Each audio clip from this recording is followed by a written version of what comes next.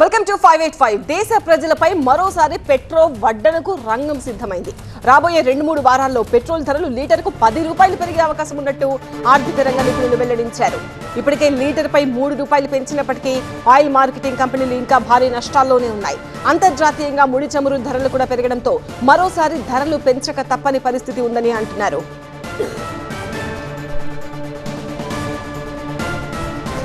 ధరల పెరుగుదలను నియంత్రించడానికి కేంద్ర ప్రభుత్వం పెట్రోల్, డీజిల్ పై ఎక్సైజ్ సుంకం వసూలు తాత్కాలికంగా నిలిపేసింది.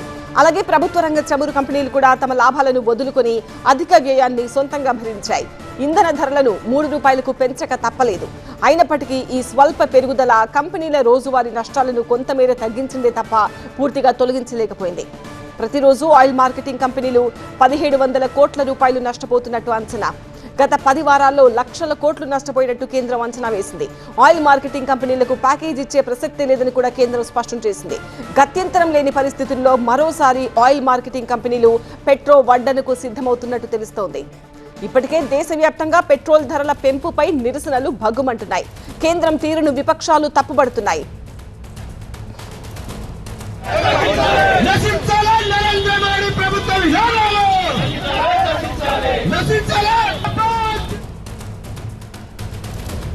మా బ్యూరో చీఫ్ గోపితో మాట్లాడదాం. గోపి, ఆల్రెడీ 3 రూపాయలు పెంచితేనే ఆ ఎఫెక్ట్ చాలా రంగాలపై పడింది. హోల్సేల్ మార్కెట్ పై పడి నిత్యావసరాల ధరలు పెరుగుతూ వస్తున్నాయి. ఇప్పుడు మళ్ళీ 10 రూపాయలు అంటే ఆ ఎఫెక్ట్ ఇంకా చాలా ఎక్కువగా ఉండబోతోంది. మొన్న 3 రూపాయలు, ఇప్పుడు 10 రూపాయలు. ఇంక ఇది కంటిన్యూ అవుతుందా? అసలు ఎలాంటి చర్చలు నడుస్తున్నాయి?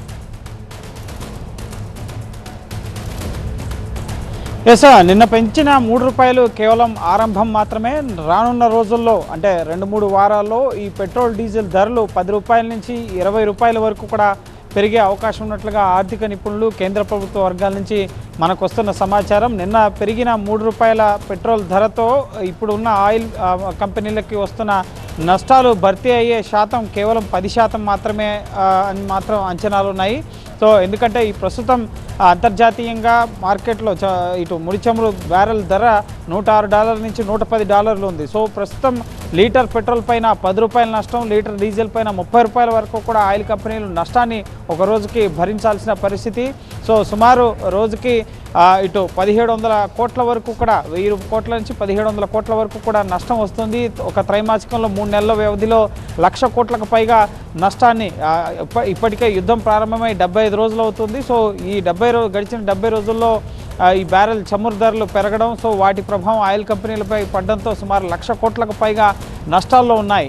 ఇప్పటి వరకు ఈ యుద్ధం ప్రారంభానికి ముందు పశ్చిమాసియాలో ఇరాన్, అమెరికా యుద్ధం ప్రారంభానికి ముందు ఏవైతే లాభాలు ఉన్నాయో ఆ లాభాలు మొత్తం కూడా తుడిచిపెట్టుకుపోయి పూర్తిగా నష్టాల్లోకి వెళ్ళిపోయాయి కంపెనీలు. సో ఇప్పుడు ప్రజలపైన భారాలు మోపాల్సిన పరిస్థితి ఏర్పడింది. సో రానున్న రోజుల్లో పెట్రోల్ పైన, డీజిల్ పైన కూడా ఇటు పెట్రోల్, డీజిల్ ధరలు మరింత పెరగబోతున్నాయి.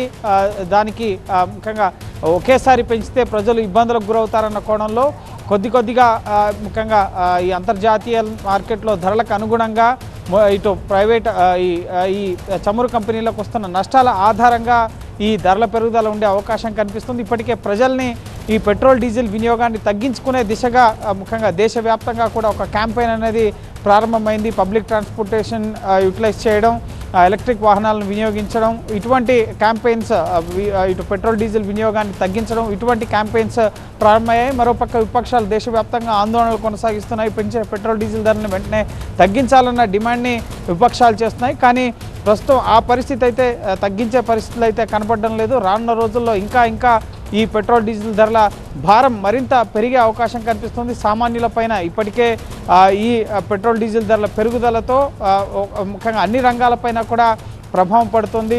నిత్యావసర వస్తువుల ధరలు అన్నీ కూడా ప్రతి రంగం పైన కూడా ట్రాన్స్పోర్టేషన్ పైన ఈ ప్రభావం పడుతుంది. కాబట్టి సో ప్రతి రంగానికి సంబంధించిన వస్తువు, ఎసెన్షియల్ కమోడిటీస్కి సంబంధించిన వస్తువులన్నిటిపైన కూడా ధరలు పెరుగుతాయి. కాబట్టి సో వాటి ప్రభావం సామాన్యులపైన తీవ్రంగా ఉండే అవకాశం ఉంది. అయితే మిగతా దేశాలతో పోలిస్తే భారత్లో చాలా తక్కువగానే పెంచాం. ఎందుకంటే మిగతా దేశాల్లో ఈ యుద్ధం ప్రారంభమైన నుంచి సుమారు $3 నుంచి $5 వరకు కూడా ఇటు ముడి చమురు ధరలు పెరిగాయి. కానీ భారతదేశంలో పక్కన పాకిస్తాన్, అలాగే బంగ్లాదేశ్, శ్రీలంక వీటితో పోలిస్తే భారత్లో తక్కువగానే పెట్రోల్, డీజిల్ ధరలు ఆస్ట్రేలియా సహా మిగతా దేశాలతో పోలిస్తే చాలా తక్కువగానే పెంచామంటున్నారు. సో ఆచితూచి ప్రజలపైన ఈ భారాలు మోపే విషయంలో కూడా చాలా జాగ్రత్తగా కేంద్ర ప్రభుత్వం వ్యవహరించే అవకాశం కనిపిస్తుంది. కానీ పెరుగుదల అయితే మాత్రం ఖచ్చితంగా ఉండే అవకాశం ఉంది. ఎందుకంటే ఆ దిశగా నష్టాలు వస్తున్నాయి కాబట్టి సో వీటిని ఈ చమురు కంపెనీలో భరించలేవు కాబట్టి సో ఖచ్చితంగా ప్రజలపై భారాలు పడే అవకాశం అయితే కనిపిస్తోంది. Right Gopikrishna. Moving to second news. Srivani టికెట్ల పేరుతో తిరుమలలో భారీ దందా నడుస్తోందా? రోజుకు పరిమితంగా విడుదలయ్యే టికెట్లు ఎటు వెళ్తున్నాయి? వెబ్సైట్లో రిలీజ్ చేసిన నిమిషంలోనే 800 టికెట్లు ఎలా అయిపోతాయి? ప్రజలారా ఆలోచించండి అంటూ మరోసారి కూటమి ప్రభుత్వాన్ని టార్గెట్ చేస్తూ నిప్పులు చెరిగారు వైసీపీ నేత టీటీడీ మాజీ చైర్మన్ భూమన కరుణాకర్ రెడ్డి. ఈసారి విత్ ప్రూఫ్స్ తో ప్రెస్ ముందుకొచ్చారు ఆయన.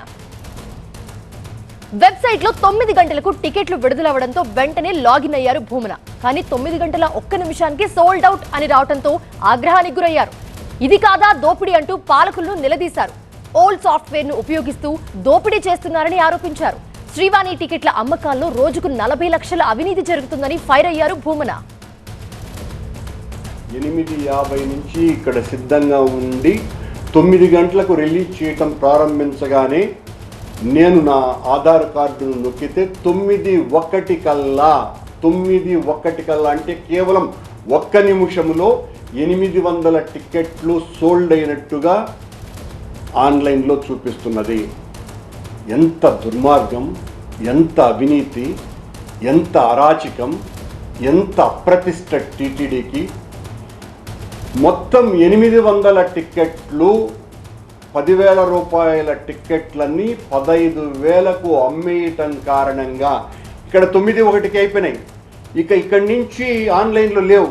ఇక్కడి నుంచి ఆ దళారులు బ్రోకర్లు ఎవరైతే ఉన్నారో వాళ్లకు మొత్తం 800 టికెట్లు దొరకబోతున్నాయి. రోజుకు 40 లక్షల రూపాయల డబ్బులు వస్తున్నాయి కదా, దీన్ని ఎవడు విమర్శించినా మేము లెక్క చెయ్యమన్నటువంటి తనం వలనే ఇంత దోపిడీ టీటీడీలో జరుగుతున్నది. ఇంతకంటే ఘోరాతి ఘోరమైనటువంటి అపచారం మరొక్కటి లేదు. 1 నిమిషంలో 800 టికెట్లు సాధ్యమా ఇవ్వటం అన్నది, దీని మీద సమగ్రమైన విచారణ జరిపించాలన్నదే నా డిమాండ్. స్పష్టంగా ఆధారాలతో నిరూపించడం, దీని మీద సర్టిన్ మరియు డిఆర్డిఓల నేతృత్వంలో సిబిఐ చేత ఎంక్వైరీ చేయించి దోషుల్ని కఠినంగా శిక్షించాల్సినటువంటి అవసరం. మరోవైపు టీటీడీ వెబ్సైట్ లో నిమిషాల్లో టికెట్స్ ఎలా అయిపోతున్నాయి, ఎవరు బల్క్ బుకింగ్ చేస్తున్నారు అన్న దానిపై ఇప్పటికే దర్యాప్తు మొదలైంది. ఇక ఇదే అంశంపై టీటీడీ ఎలా స్పందిస్తోంది, భూమన కామెంట్స్ కు నేతల నుంచి ఎలాంటి సమాధానం వస్తుందన్నది ఆసక్తికరంగా మారింది. ఇదే అంశానికి సంబంధించి మరిన్ని అప్డేట్స్ అందించడానికి మా స్పెషల్ కరెస్పాండెంట్ రాజు అందుబాటులో ఉన్నారు. రాజు, అసలు ఎవరు ఇన్ని బల్క్ బుకింగ్ చేస్తుంది, అసలు రిలీజ్ అయిన నిమిషంలోనే టికెట్స్ ఎలా అయిపోతున్నాయి అని క్వశ్చన్ చేస్తున్న భూమనకి టీటీడీ ఏదైనా ఆన్సర్ ఇచ్చిందా? అంటే టీటీడీ ఇప్పటికే చాలా క్లియర్గా చెబుతోంది, ఎలాంటి లోపాలు లేవు, అత్యంత పారదర్శకంగానే మార్గదర్శకాలు మార్చి మరీ శ్రీవాణి టికెట్లను జారీ చేస్తున్నామని చెప్పి టీటీడీ ఇప్పటికే స్పష్టం చేసింది. అయితే 8 ఏళ్ల క్రితం శ్రీ వెంకటేశ్వర స్వామి ఆలయ నిర్మాణం ట్రస్ట్ కింద షార్ట్కట్లో శ్రీవాణిగా పెట్టి 10,000 రూపాయలు విరాళం చెందించే భక్తుడికి 500 రూపాయల విఐపి బ్రేక్ దర్శనాన్ని కల్పిస్తోంది టీటీడీ. అంటే రోజువారీగా 1,500 టికెట్లను జారీ చేస్తున్న టీటీడీ అడ్వాన్సు, ఆన్లైన్, ఆఫ్లైన్ విధానాలు, ఈ 3 విధానాల్లో టికెట్లను జారీ చేస్తుంది. 3 నెలల ముందే 500 టికెట్లను అడ్వాన్స్ బుకింగ్గా ఆన్లైన్లో బుక్ చేసుకునే వెసులుబాటు శ్రీవాణికి ఉంది. అట్లాగే శ్రీవాణిలో మరో 1000 టికెట్లలో 800 టికెట్లు ఏ రోజుకు ఆ రోజు, అంటే ఉదయం 9 గంటల నుంచి బుక్ చేసుకునే అవకాశము వెబ్సైట్లో, టీటీడీ అఫీషియల్ వెబ్సైట్లో అందుబాటులో ఉంటుంది. మరో 200 టికెట్లు తిరుపతి ఎయిర్పోర్ట్లో బోర్డింగ్ పాస్ ఉన్నటువంటి భక్తులకు ఉదయం 7 గంటల నుంచి మధ్యాహ్నం 2 గంటల వరకు టికెట్లు జారీ చేస్తుంది. సాయంత్రం 4 గంటల నుంచి 6 గంటల లోపే దర్శన సౌకర్యం కల్పిస్తుంది. ఇది టీటీడీలో అత్యంత పారదర్శకంగా మార్గదర్శకాలు మార్పు చేసిన తర్వాత టీటీడీ శ్రీవాణిని అమలు చేస్తుంది. అయితే ఈ మధ్య కాలంలో రాజకీయ దుమారం రేపినటువంటి పరిస్థితి కనిపిస్తుంది.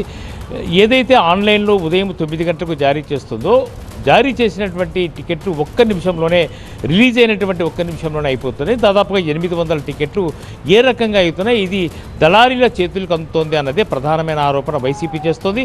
ఈరోజు భూమన కరుణాకర్ రెడ్డి గత 3-4 రోజులుగా మాట్లాడుతూ ఈరోజు ఏకంగా ఒక డెమోని నిర్వహించాడు.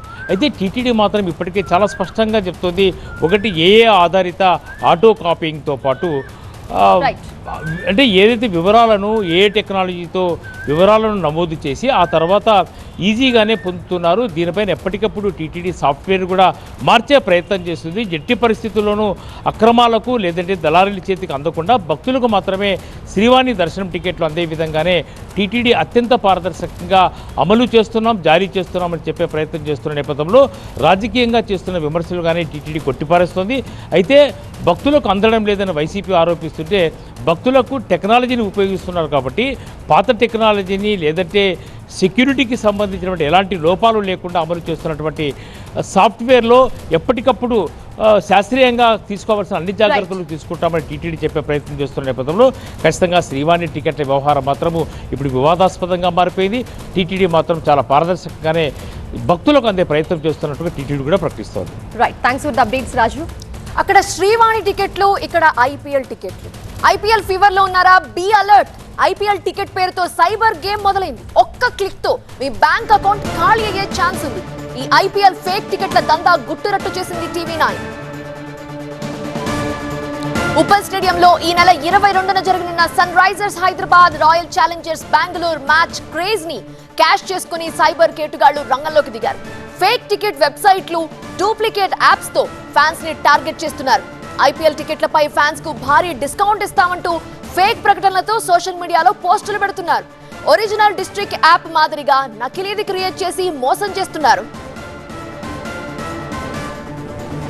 ఒరిజినల్ డిస్ట్రిక్ట్ యాప్ లో స్టార్టింగ్ టికెట్ 3,000 రూపాయలకి పైనే ఉంది. అయితే ఫేక్ డిస్ట్రిక్ట్ యాప్ లో 1000కే టికెట్ అంటూ గాలం వేస్తున్నారు మాయగాళ్లు. ఈ ఫేక్ వెబ్సైట్ బారిన పడి ఇప్పటికే 8,000 మంది మోసపోయారు. ఫేక్ వెబ్సైట్లపై అప్రమత్తంగా ఉండాలంటున్నారు పోలీసులు. ఇలాంటి ఫేక్ లింకులు క్లిక్ చేస్తే డబ్బులు గల్లంతయ్యే ప్రమాదం ఉందని, బ్యాంకింగ్ వివరాలు కూడా సైబర్ నేరగాళ్ల చేతికి వెళ్లే అవకాశం ఉందని సిపి సజ్జనార్ హెచ్చరిస్తున్నారు. సోషల్ మీడియాలో వచ్చే అనధికార లింకులను నమ్మద్దని సూచించారు. ఫేక్ యాప్స్, ఫేక్ వెబ్సైట్లపై నిఘా పెట్టామని, అనుమానాస్పద లింకులు, యాప్స్ పై తమకు ఫిర్యాదు చేయాలన్నారు.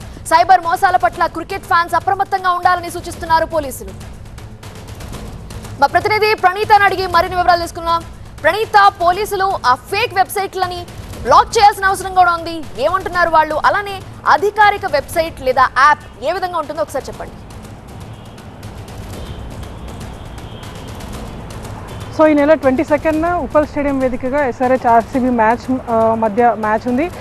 సో ఇప్పటికే ఈ టికెట్స్ కోసం అటు హైదరాబాద్ ఫ్యాన్స్ ఎప్పటి నుండో కూడా వెయిట్ చేస్తున్నారు.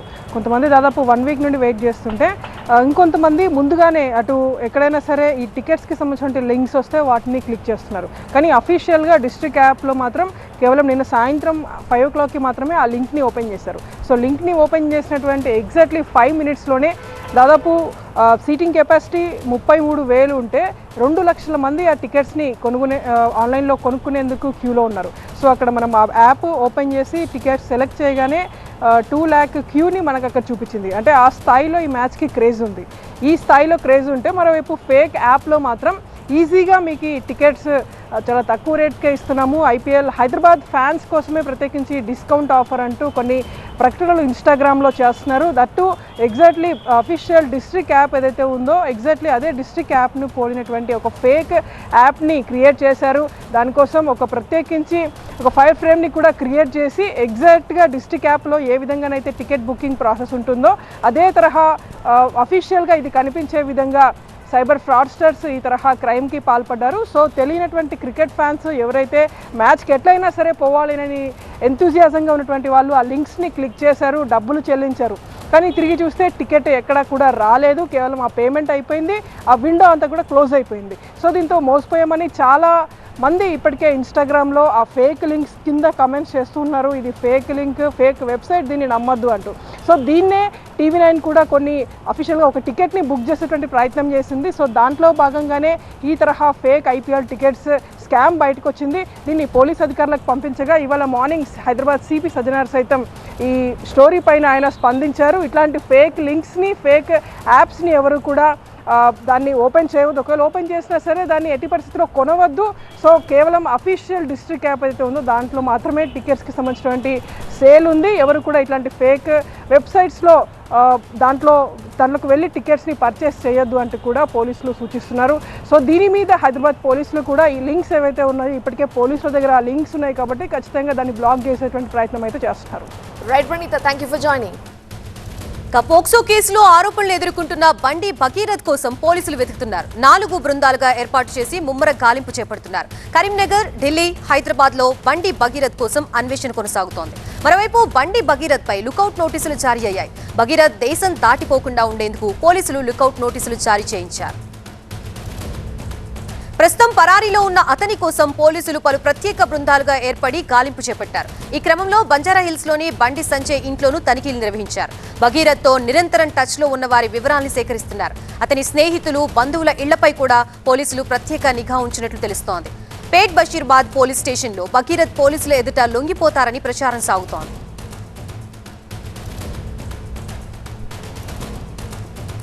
ఇదే అంశానికి సంబంధించి మనకి పూర్తి అప్డేట్స్ అందించడానికి మా బ్యూరో చీఫ్ విజయ్ సిద్ధంగా ఉన్నారు. విజయ్, భగీరథ్ ఎక్కడున్నట్లుగా తెలుస్తోంది, అలాగే ఫ్రెండ్స్ అండ్ ఫ్యామిలీ మెంబర్స్ నుంచి ఇన్ఫో తీసుకోగలిగారా పోలీసులు ఏం చెప్తున్నారు, పూర్తి డీటెయిల్స్ ఏంటి?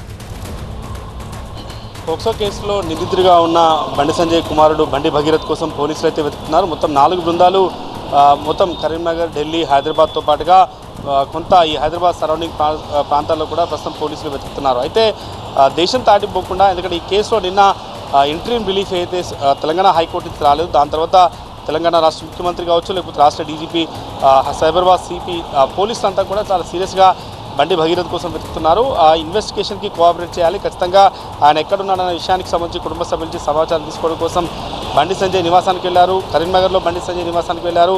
దాంతోపాటు ఢిల్లీలో ఉన్నటువంటి కేంద్ర హోంశాఖ సహాయ మంత్రి బండి సంజయ్ నివాసానికి కూడా పోలీసులు వెళ్లారు. దాంతోపాటుగా లుకౌట్ నోటీస్ అన్ని ఎయిర్పోర్ట్లలో, అన్ని రైల్వే స్టేషన్స్లో, అన్ని బస్టాండ్లో కూడా ఈ ఎల్ఓసికి సంబంధించినటువంటి నోటీస్ని, లుకౌట్ సర్క్యులర్ని ఏర్పాటు చేశారు. లుకౌట్ సర్క్యూట్ని చాలా చోట్ల కూడా అందించారు. బండి భగీరథ్ని ఎట్టి పరిస్థితుల్లో పట్టుకోవాలనే యోచనలో తెలంగాణ పోలీస్ శాఖ ఉంది. ఇప్పటికే 4 పోలీస్ కమిషనర్లతో రాష్ట్ర డీజీపీ సివి ఆనంద్ సమీక్షించారు. ఎట్టి పరిస్థితుల్లో రాష్ట్ర ముఖ్యమంత్రి నిన్ననే చాలా స్పష్టంగా చెప్పారు కాబట్టి ఈ కేసులో ఆయన పట్టుకోవడం కోసం పోలీసులు అంతా కూడా వెతుకుతున్న పరిస్థితి కనిపిస్తుంది. కానీ బండి భగీరథ్ పోలీసులకు ఇంకా అందుబాటులోకి రాలేదు. ఆయన ఇంకా పరారీలో ఉన్నారు. కానీ ఉదయం నుంచి కూడా పేట్ బషీరాబాద్ పోలీస్ స్టేషన్లో ఆయన లొంగిపోతారన్న ప్రచారం పెద్ద ఎత్తున జరిగింది. కానీ ఇప్పుడు పోలీసులు మొత్తం హైదరాబాద్, సైబరాబాద్, మల్కాజ్గిరి కావచ్చు, ఫ్యూచర్ సిటీ 4 కమిషనరేట్లో పోలీసులంతా కూడా బండి భగీరథ్ కోసం స్పెషల్ టీమ్స్ పెట్టి వెతుకుతున్నారు. ఇప్పటికే లుకౌట్ నోటీస్ ఇచ్చారు కాబట్టి అన్ని ఎయిర్పోర్ట్ని అలర్ట్ చేశారు. ఖచ్చితంగా ఆయన లొంగిపోవాలనే విషయానికి సంబంధించి పోలీసులు పదే బండి సంజయ్కి సంబంధించిన కుటుంబ సభ్యులు కావచ్చు, వాళ్ళకి సంబంధించి అందరినీ కూడా అడుగుతున్న పరిస్థితి కనిపిస్తుంది. కానీ రాత్రిలో పెట్టి పరిస్థితుల బండి భగీరథ్ని పట్టుకుంటామని పోలీసులు ఒకవైపు చెప్తున్నారు. అయితే దాదాపు కోర్టు ఆదేశాలు వచ్చేంత వరకు వేచి చూడాలన్న యోధనలో బండి భగీరథ్ ఉన్నట్టుగా తెలిసింది. కానీ ఉదయం నుంచి కూడా లొంగిపోతారన్న ప్రచారం మాత్రం పెద్ద ఎత్తున జరిగింది. పేట్ బషీరాబాద్ పోలీస్ స్టేషన్కు ఏ క్షణాన రావచ్చన్న ఇన్ఫర్మేషన్ కూడా ఉంది. కానీ ఇప్పుడు అందుతున్న సమాచారం మేరకు అయితే మండే వరకు కూడా ఆయన వెయిట్ చేసే యోచనలో అయితే ఉన్నట్టుగా కనిపిస్తుంది. చూడాలి ఏం జరగబోతుంది. బట్ పోలీసులు మాత్రం తీవ్రంగా వెతుకుతున్నారు. రాష్ట్రంలో ఇంపార్టెంట్ ప్లేసెస్ ఏవైతే ఉన్నాయో, బండి సంజయ్కి సంబంధించినటువంటి సన్నిహితులు, కుటుంబ సభ్యులు, బండి భగీరథ్ ఫ్రెండ్స్, వాళ్ళందరి ఇళ్లలో కూడా ప్రస్తుతం సోదాలు అయితే కొనసాగుతున్న పరిస్థితి ఈ పోక్సో కేసులో కనిపిస్తుంది. Right, thank you Vijay. Cool news. నిజంగా మండుతున్న ఎండల వేళ ఇది చల్లని కబురే. ఎప్పుడెప్పుడా అని ఎదురు చూస్తున్న నైరుతి రుతుపవనాలు దేశంలోకి ప్రవేశించాయి. అండమాన్ నికోబార్ దీవుల్ని తాకాయి. అరేబియా సముద్రంలోని కొన్ని ప్రాంతాలకు ప్రవేశించాయి. 4 రోజుల్లో మరింత విస్తరించబోతున్నాయి. నైరుతి, ఆగ్నేయ బంగాళాఖాతంలోని మరికొన్ని ప్రాంతాలకు విస్తరించే అవకాశం ఉందని వాతావరణ శాఖ అంచనా వేస్తోంది. తెలుగు రాష్ట్రాల్లో వ్యవసాయానికి ఆధారమైన నైరుతి రుతుపవనాలు ఈ నెల 26న కేరళని తాకనున్నాయి. ఆ తర్వాత 4-5 రోజుల్లో ఏపీ, తెలంగాణలోకి ప్రవేశిస్తాయి. ఎగ్జాక్ట్గా జూన్ మొదటి వారంలో ఆంధ్రప్రదేశ్లోకి ఎంటర్ కానున్నాయి. ఇక జూన్ 2వ వారంలో తెలంగాణని తాకనున్నాయి. నైరుతి రుతుపవనాల ఎంట్రీతో ఉష్ణోగ్రతలు తగ్గి వర్షాలు కురిసే అవకాశం ఉందని వాతావరణ శాఖ చెబుతోంది. ఇక రుతుపవనాలు అండమాన్ నికోబార్ దీవుల్ని తాకడంతో దేశవ్యాప్తంగా పలు ప్రాంతాల్లో వర్షాలు పడే అవకాశం కనిపిస్తోంది. ఇప్పటి నుంచే ఏపీ, తెలంగాణకి వాతావరణ శాఖ 3 రోజుల పాటు వర్ష సూచన చేసింది. తేలికపాటి నుంచి మోస్తరు వర్షాలు కురిసే అవకాశం ఉందని తెలిపింది. అలాగే ఏపీ, తెలంగాణలో 2 నుంచి 3 డిగ్రీల ఉష్ణోగ్రతలు తగ్గే అవకాశం ఉందని ప్రకటించింది. ఇటు నైరుతి రుతుపవనాల ప్రవేశంతో రైతుల్లో హర్షం వ్యక్తమవుతోంది. ఇంతవరకు బాగానే ఉన్న ఐఎండీ అంచనాలు షాక్ ఇస్తున్నాయి. ఋతుపవనాల ప్రవేశంతో కొద్ది రోజులు వర్షాలు పడ్డా సీజన్ మొత్తం మీద మాత్రం సాధారణం కంటే 8% తక్కువగా వర్షాలు పడే అవకాశం ఉందని ఐఎండీ దీర్ఘకాలిక అంచనాలో వెల్లడించింది. దీనికి పసిఫిక్ మహాసముద్రంలో ఏర్పడుతున్న ఎల్నినో ప్రభావమే కారణం కావచ్చని అంచనా వేస్తోంది. లేఖన రైతులు ముందుగానే ఖరీఫ్ పంటలకు రెడీ అయితే మంచిదని ఐఎండీ సూచిస్తోంది. మా కరెస్పాండెంట్ ఖాజాతో మాట్లాడదాం. ఖాజా, ఈసారి నైరుతి ఋతుపవనాల కోసం నిజంగానే చాలా రోజులుగా వెయిట్ చేస్తున్నారు, ఎందుకంటే అంత ఎండలు కొడుతున్నాయి కాబట్టి. సో దీంతో పాటు వాతావరణ శాఖ ఇంకా ఏమైనా గుడ్ న్యూస్ చెప్తుందా ఈసారి?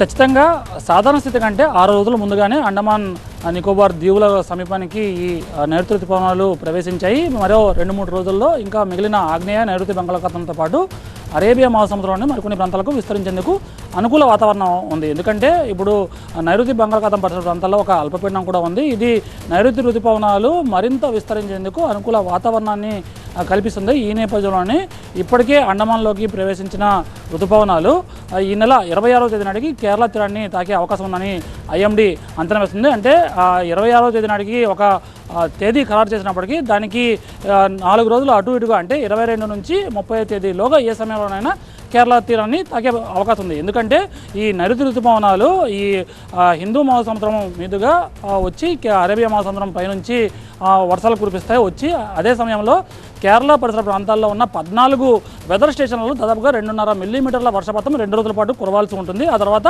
అలా కురిసిన సమయంలో 2వ రోజుకి కేరళలోకి ప్రవేశించినట్టు వాతావరణ శాఖ నైరుతి ఋతుపవనాలను ప్రకటిస్తుంది. అయితే ఆ తర్వాత రోజుల్లో దాదాపుగా అంటే అక్కడి నుంచి ఒక 4-5 రోజుల్లో ఏపీలోకి రాయలసీమలోకి ప్రవేశిస్తాయి. ఆ తర్వాత మరో 5 రోజుల్లోగా తెలంగాణలోకి ప్రవేశించే అవకాశం ఉంది. సాధారణంగా ప్రతి ఏటా కూడా ఐఎండీ దీర్ఘకాలిక అంచనాల ప్రకారం జూన్ 1వ తేదీ కల్లా కేరళకు, ఆ తర్వాత 5వ తేదీన రాయలసీమకు, ఆ తర్వాత 10వ తేదీ కల్లా మిగతా ఏపీలోని మిగతా ప్రాంతాలతో పాటు తెలంగాణలో ప్రవేశిస్తాయి. అయితే ఈసారి ముందుగానే నైరుతి ఋతుపవనాలు అండమాన్ తీరాన్ని తాకాయి. సాధారణంగా 22వ తేదీకి తాగాల్సి ఉన్న ఈ నైరుతి ఋతుపవనాలు అండమాన్కి ఈసారి 16వ తేదీ నాటికే వచ్చాయి. అయితే ఎందుకు అనుకూలమైన పరిస్థితులు మరింత విస్తరించుకుండడంతో కాస్త ముందుగానే కేరళ తీరాన్ని కూడా తాకే అవకాశం ఉందని వాతావరణ శాఖ నిపుణులు అంచనా వేస్తున్నారు. ఎందుకంటే ఈ నైరుతి ఋతుపవనాలే భారత్లోని చాలా వరకు వర్షాలకు సంబంధించి 80% వరకు వ్యవసాయ ఆధారిత పరిస్థితులు కల్పించే అవకాశం ఉంటుంది ఈశాన్య ఋతుపవనాలతో పోలిస్తే. అందుకే దీనిపైనే అంచనాలుగా ఎక్కువగా వేసుకుంటారు. అయితే మరోవైపు భారత వాతావరణ శాఖ లాంగ్